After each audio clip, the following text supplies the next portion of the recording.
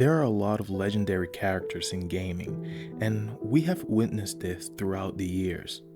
Many studios have created amazing and compelling characters that have touched our lives since childhood. But if you ask me who is the greatest character that have been created, I will say it is the boss. She's one of those characters that completely changes your perspective once you finish the game. The first time you play Metal Gear Solid 3, she's the villain. She's the one who betrayed her country, joins the Soviet, and forces you to hunt her down, and we actually believe this. But then, you reach the ending, and suddenly, you realize she wasn't the villain at all. She was probably the greatest hero in the entire Metal Gear universe. Today, I want to talk about who the boss really was, why she is such an incredible character and psychologically, the philosophy she lived by, and finally, I want to teach you 3 lessons I think we can actually apply to our own lives. Before she was known as the boss, she was simply a soldier. Not just any soldier, though. She was the founder of the Cobra unit during the World War II, one of the greatest military minds of her generation, and the mentor who trained Naked Snake, the man who would later become Big Boss. She taught him everything: how to survive, how to fight, how to think. To Snake, she wasn't just a teacher. She was almost like a mother. She was also one of the first humans to travel into space years before space exploration became common. Throughout her career, she dedicated everything to serving her country, not because she loved war, but because she believed in duty. Then came Operation Snake Eater. The world believed she defected to the Soviet Union. America labeled her as a traitor. Even Snake believed she had abandoned everything she once stood for. But none of it was true. The mission itself was the lie. The boss had accepted one final assignment for her country. She will pretend to betray the United States in order to prevent a global conflict between 2 nuclear powers. And when the mission was over, she was never supposed to come home. The United States needed someone to blame. Someone had to become the villain. That person was her. She accepted that history will remember her as a traitor, even though she was saving the very nation that will erase her name. No medals, no recognition, no funeral with honors, nothing. Only silence. And in the end, the last person she loved had to pull the trigger. Snake. Psychologically, I think that's what makes the boss so fascinating. Most heroes fight because they believe they're right. Most villains fight because they believe everyone else is wrong. The boss doesn't fight for either reason. She fights because she accepted that sometimes doing the right thing means nobody will ever understand you. Think about that for a second. Human beings naturally want recognition. We want people to notice our sacrifices.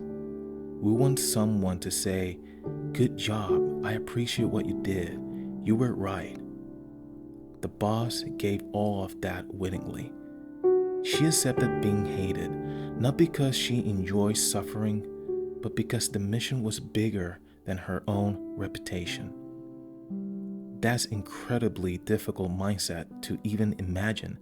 She had no audience, no reward, no guarantee that history will ever tell the truth. Yet, she still carried on. Another thing I admire her is her emotional control. Notice I didn't say she lacked emotion. Quite the opposite. She clearly loved Snake. She loved her comrades. She loved her country. But She never allowed those emotions to stop her from doing what she believed had to be done. Nowadays, we often hear things like, follow your feelings, but feelings change. Some days you feel motivated, other days you don't. Some days you feel confident, other days you doubt yourself. If your life depends entirely on how you feel that morning, your direction changes every single day. The boss teaches something different. Feel everything, but let your values make the decision, not your emotions. That's a lesson I honestly struggle myself, but sometimes I don't feel like working, sometimes I don't feel like motivated to improve myself. Sometimes I'd rather stay comfortable, but discipline isn't doing something because you feel like it. It's doing it because it was worth doing. Then there is her philosophy. One of the most famous ideas she shared is that loyalty shouldn't be blind. Countries change, government change, borders change, politics change, but humanity should come first. That's an incredible, mature way of looking at the world. She understood that people spend so much time dividing themselves, nations, religion, ideologies, parties, yet underneath all of those labels, we're still human beings. That's what she wanted, a world without endless conflict. Ironically, almost every major villain in the Metal Gear series misunderstood her dream. Big Boss misunderstood her dream. Zero misunderstood her too. Everyone took pieces of her philosophy and twisted them into something else.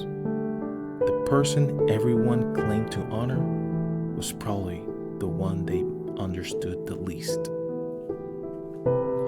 So, what can we actually learn from the boss? I think there are 3 lessons here. The first is this one. Do the right thing even if nobody notices. That's hard, especially today. Everything is measured by likes, followers, subscribers, promotion, and recognition, but some of the most important things you'll ever do won't be seen by anyone. Working hard for your family, keeping your word, being honest when lying will be easier. Helping someone who can never repay you. Character isn't built when people are watching. It's built when nobody is. The second lesson is separate your identity from your circumstances.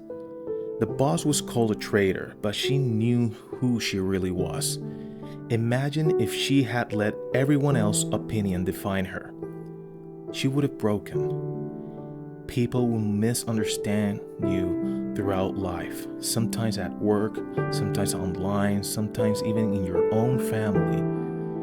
If your identity depends entirely on what others think, you'll constantly feel lost. Know your values. Know who you are. Let that be your foundation.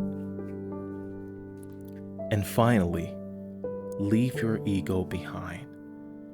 This one might be the hardest. Most conflict happen because someone needs to be right.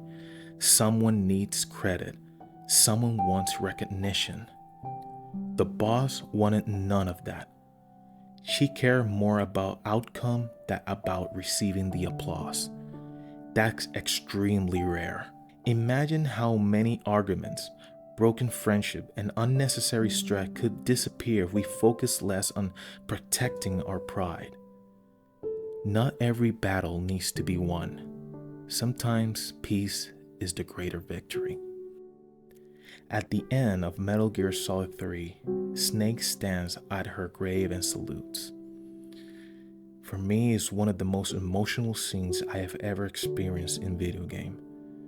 Not because someone died, but because the truth finally came out. She wasn't remembered as history's greatest soldier. She wasn't celebrated. Yet, Without her, the entire story of Metal Gear will have never happened. I think that's why the boss has stayed with me for years, for many years, since I played the game when I was just a little kid. I never understood her when I was a kid back then, but now as an adult, now I do. She reminds me that true strength isn't measured by how powerful you are. It's measured by what are you willing to sacrifice for something greater than yourself. And honestly, that's what makes her, in my opinion, one of the greatest characters ever written in gaming.